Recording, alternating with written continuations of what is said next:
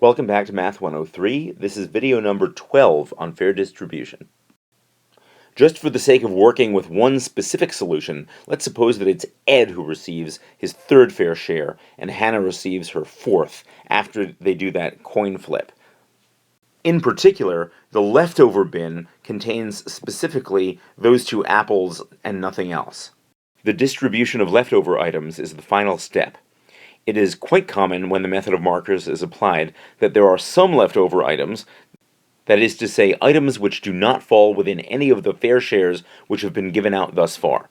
In this specific case, there are two apples. So what do we do with those two apples? Well, this might disappoint you to hear, but they are distributed by some method, and the method of markers itself doesn't dictate how.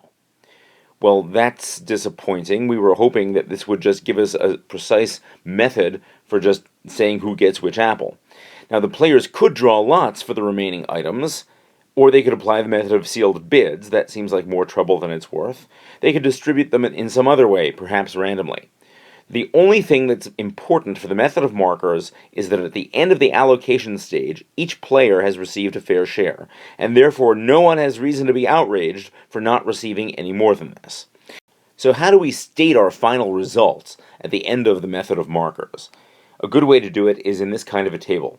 So for each player, we indicate exactly which items they received, and we say whether it was their first, second, third, or fourth fair share. So Ed got 2 pears and an apple, that was his third fair share. Faith got that orange and pear at the very beginning of the row, that was her first fair share. Greg gets those 2 oranges in the middle there, that was his second fair share, and Hannah gets the pear, apple, and orange at the very end, that was her fourth fair share. Moreover, there are 2 leftover apples.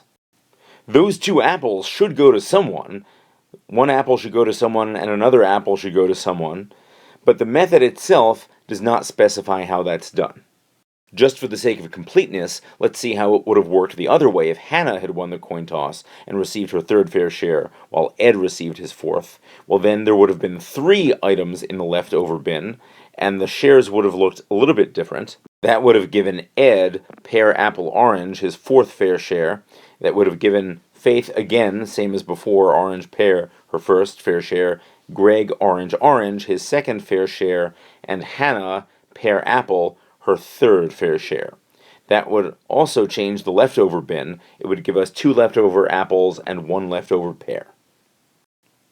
Please go on to the next video where we'll do another example.